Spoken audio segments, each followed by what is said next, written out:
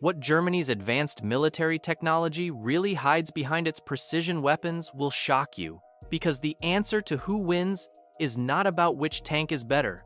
It is about which country runs out of bullets first. When a NATO heavyweight spends just 1.5% of its GDP on defense, while its Cold War rival pours 4% into military might, you would expect a clear winner. But Germany just activated 18,000 troops in 48 hours during Exercise Grand Quadriga, the largest German military mobilization since the Cold War ended. Meanwhile, Russia is grinding through artillery shells in Ukraine at a rate that shocked Western planners. So here is the question driving this entire breakdown. If these two military powers faced each other today, which combat systems would actually decide the outcome?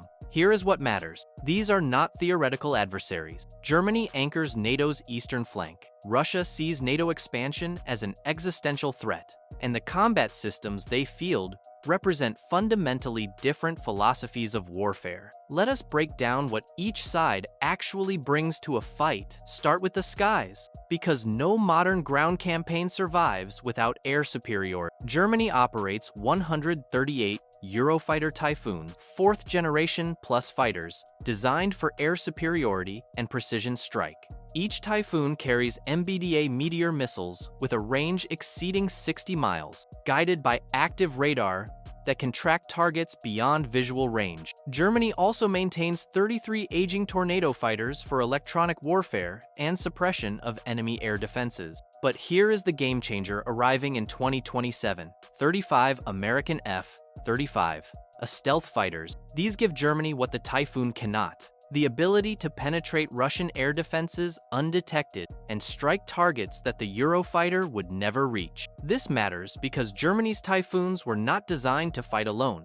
They plug into NATO's integrated air picture, sharing targeting data across borders through Link 16 data link. A German Typhoon over Poland can receive targeting information from an AWACS over the Baltic, launch missiles at threats it never sees on its own radar, and coordinate with allied air defenses to create overlapping kill zones. Russia's approach relies on mass and electronic warfare. They deploy sophisticated jamming systems like the Krasuka 4 that can blind enemy radars at ranges exceeding 150 miles. But Ukraine proved these systems have limits. When Ukrainian air defenses adapted tactics and Western intelligence provided targeting data, Russian jamming became less decisive than Moscow expected. The air power balance creates a paradox. Germany's smaller force is more effective when networked with allies. Russia's larger force struggles to operate beyond its own air defense umbrella. In a NATO conflict, German Typhoons do not need to win air superiority alone.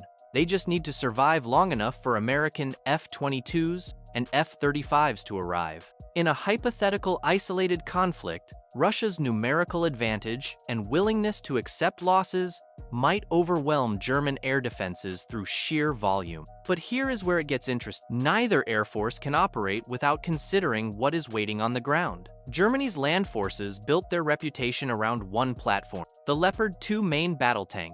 With roughly 300 Leopard 2 variants currently operational, soon expanding to over 400 as new Leopard 2.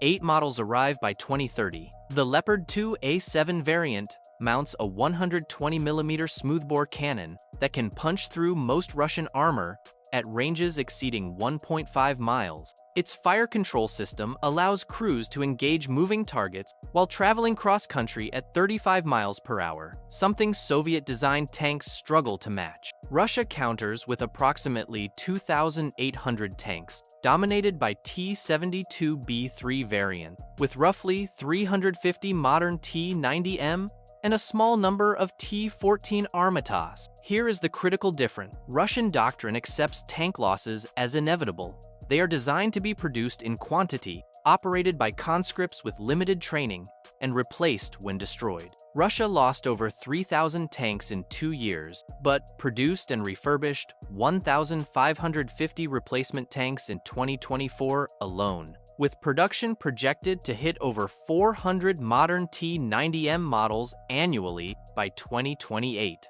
The real ground combat multiplier is not tanks, it is artillery. And this is where Russia's military philosophy becomes apparent. Russia deploys approximately 4,500 artillery pieces, rocket launchers, and multiple launch rocket systems. Germany operates around 120 Panzerhaubitze, 2,000 self-propelled howitzers, arguably the best artillery platform in NATO. Each PZH-2000 can fire 3 rounds in 9 seconds, putting steel on target before counter-battery radar identifies its position. The automated loading system allows sustained fire rates that Russian towed artillery cannot match. But sustained fire rates matter less than volume. A Russian artillery brigade can saturate a grid square with mixed conventional and thermobaric rounds, creating an effect Germany's precision systems cannot replicate. Ukraine's battlefields showed this reality. Russian artillery fires 20,000 shells per day during major operation. Germany produces 70,000 155mm artillery shells annually. Russia fires that many in 3 days. At Ukraine's firing rates, Germany's entire stockpile would be empty in 11 days. This creates the ground combat equation. German systems are more accurate, more survivable, and more mobile.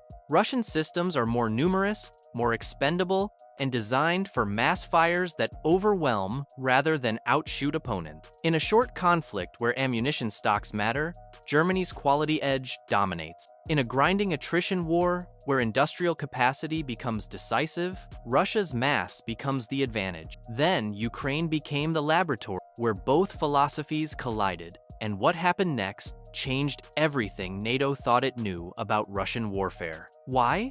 Because Ukraine, with German Leopard 2 tanks, Panzerhaubitze 2000 artillery, and NATO training, demonstrated that quality systems operated by well-trained crews could blunt Russian offensives. Ukrainian forces destroyed over 200 Russian aircraft using NATO air defense systems. They stopped Russian armor using Western anti-tank weapons. They counter-battery Russian artillery using NATO targeting data. But here is what kept German defense planners up at night. All that Western equipment slowed Russia down, imposed massive casualties, and prevented territorial gains. But it did not stop Russia from continuing the war. Russian forces adapted. They learned to operate under constant ISR surveillance. They dispersed logistics, they reduced reliance on precision systems, and increased mass fires. And most critically, they demonstrated an ability to regenerate combat power even after catastrophic losses. For Germany, Ukraine revealed 3 uncomfortable truths. First, German ammunition stocks could sustain a major conflict for days, not months. Germany sent 30 Panzerhaubitze,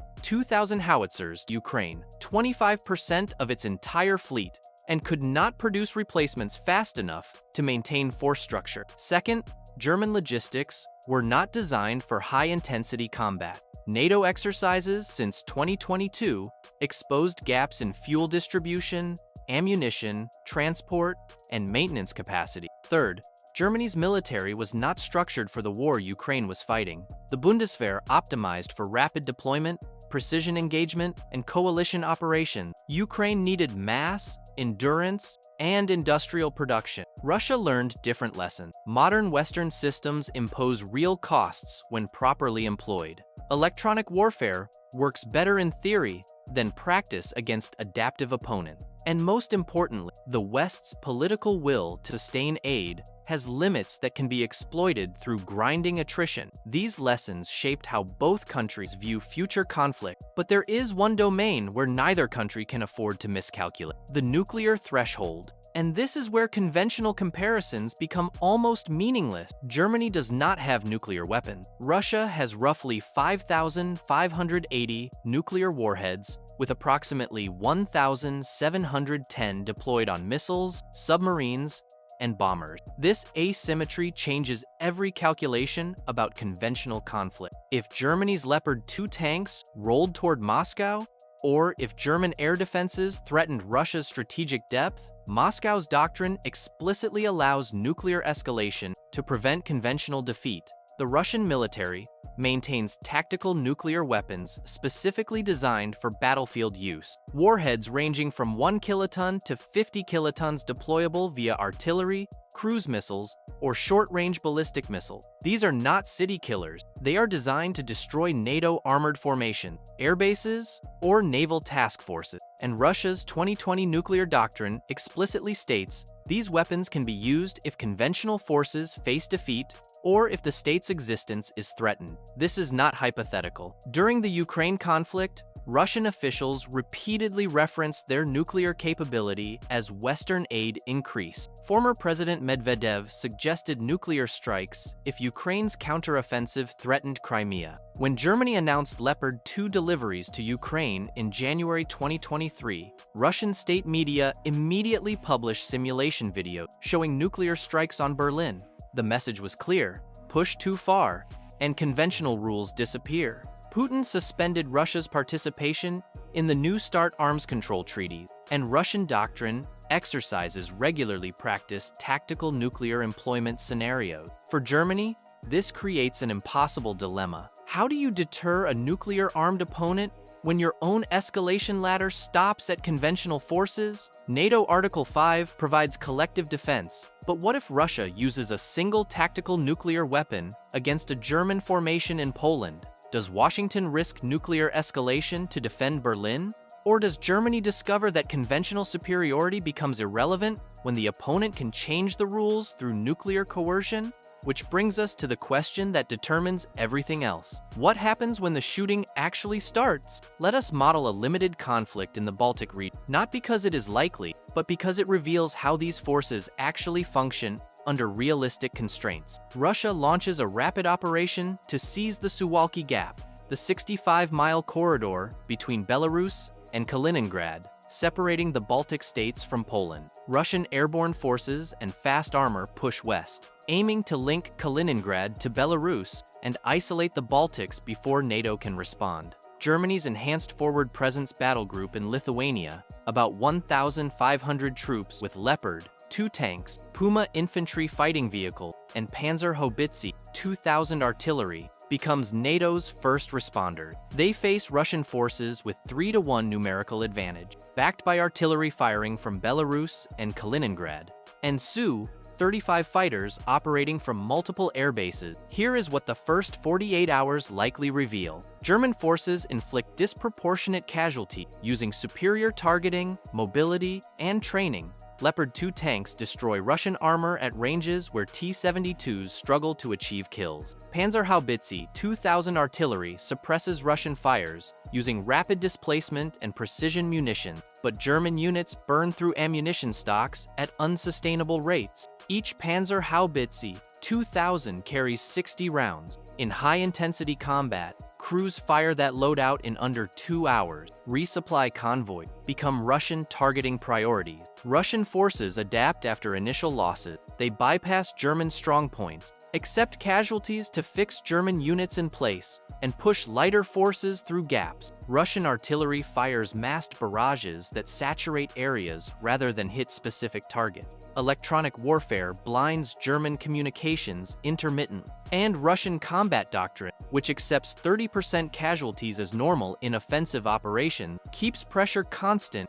even after significant losses. By hour 72, Germany faces the nightmare scenario: ammunition critically low, casualties mounting, and Russian forces threatening encirclement. NATO reinforcements are moving but need 5 to 7 days to mass force. The Suwalki Gap becomes contested territory where neither side achieves decisive victory, but Russian mass gradually overwhelms German quality. But there is one more factor that makes this calculation even more complex. Modern warfare is not decided by the forces you field on day one.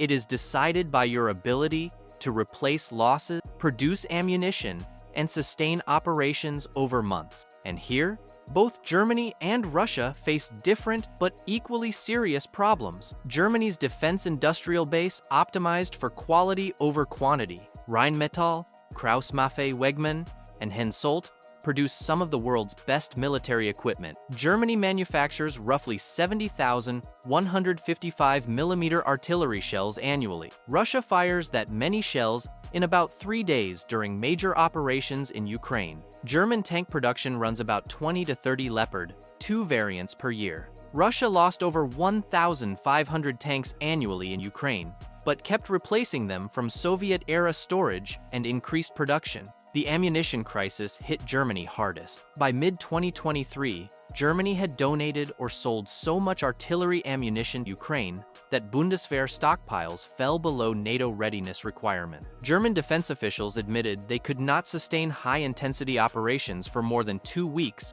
without Allied resupply. New production contracts will not fill magazines until 2025 at earliest. But Russia adapted. They shifted to war economy production, offering premium wages to defense workers. They negotiated ammunition supplies from North Korea and Iran. They simplified munitions designs to use available components rather than cutting-edge technology. And, most critically, they demonstrated that quantity-focused production can outlast quality-focused production. In extended conflicts, Germany now faces a choice: maintain a small, highly capable force designed for coalition operation, or invest billions in industrial capacity to support sustained high-intensity conflict. The answer depends entirely on what kind of war Germany expects to fight.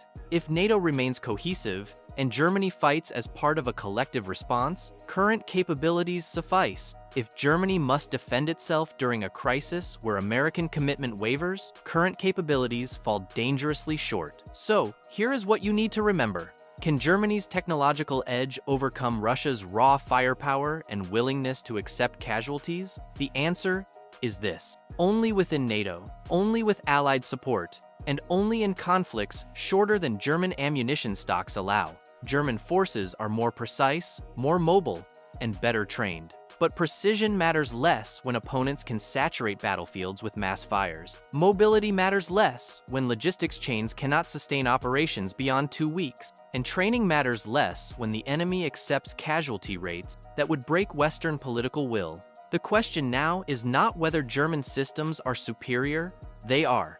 The question is whether superiority matters when wars last longer than ammunition supplies, when opponents accept losses Western democracies will not tolerate, and when nuclear threats hover over every escalation decision. What happens next in European security will determine whether Germany's quality-focused military remains relevant or becomes a historical footnote in an era that rewards mass, endurance, and willingness to escalate. And that answer depends less on defense technology than on political choices Berlin has not yet confronted. If you want deeper insight into how NATO's military power stacks up against Russia and China in the new era of great power competition, then subscribe and follow Strategic Tech for more analysis.